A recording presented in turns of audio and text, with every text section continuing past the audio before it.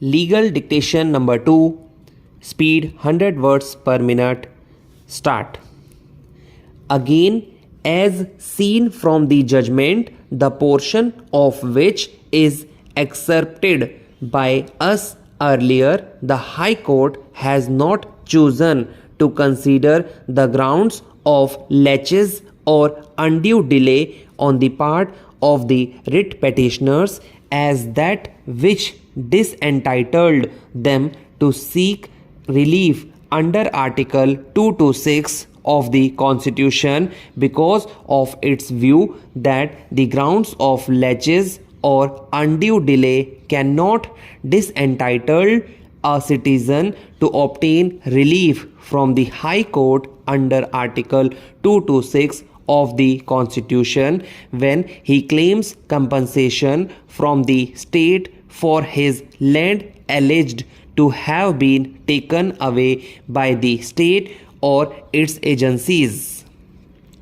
The said view taken by the High Court that the ground of laches or undue delay on the part of a citizen does not disentitle him to obtain relief under Article 226 of the Constitution when his claim for relief is based on deprivation of his property by the state or its agencies has since made it to grant relief to the respondent in this appeal and other similarly situated substantiability of such view requires our examination in this appeal. However, a person who alleges against the state of deprivation of his legal right can get relief of compensation from the state by invoking writ jurisdiction of the High Court made under Article 226 of the Constitution, even though he is guilty of laches or undue delay is difficult to comprehend when it is well settled by the decisions of this court that no person, be he a citizen or otherwise, is entitled to obtain the equitable relief under Article 226 of the Constitution if his conduct is blameworthy because of laches, undue delay, acquisitions, waiver, and the like. Moreover, how a citizen claiming discretionary relief under Article 226 of the Constitution against a state could be relieved of his obligation to establish his unblameworthy conduct for getting such relief where the state against which relief is sought is a welfare state is also difficult to comprehend. Where the relief sought under Article 226 of the Constitution by a person against the welfare state is founded on its alleged illegal or wrongful executive action, the need to explain laches or undue delay on his part to obtain such relief should, if anything, be more stringent than in other cases for the reason that the state, due to laches or undue delay on the part of the person seeking relief, may not be able to show that the executive action complained of was legal or correct for want of records pertaining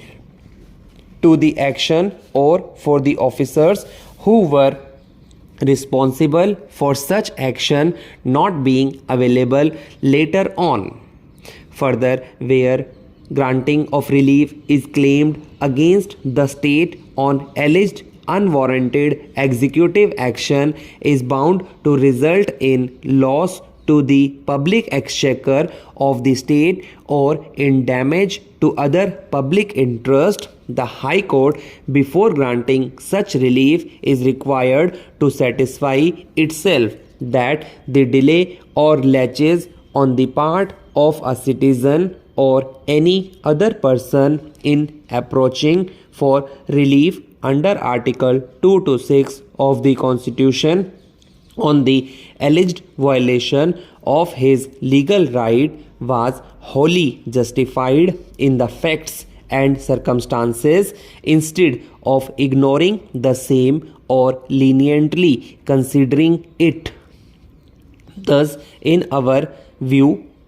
persons seeking relief against the state under Article 2 to 6 of the Constitution, be they citizens or otherwise, cannot get discretionary relief obtainable thereunder unless they fully satisfy the High Court that the facts and circumstances of the case clearly justified the laches or undue delay on their part in approaching the court for grant of such discretionary relief. Therefore, where a High Court grants relief to a citizen or any other person under Article 2 to 6 of the Constitution against any person, including the state, without considering his blameworthy conduct, such as laches or undue delay, acquiescence, or waiver, the relief so granted becomes unsustainable even if the relief was granted in respect of alleged deprivation of his legal right by the state.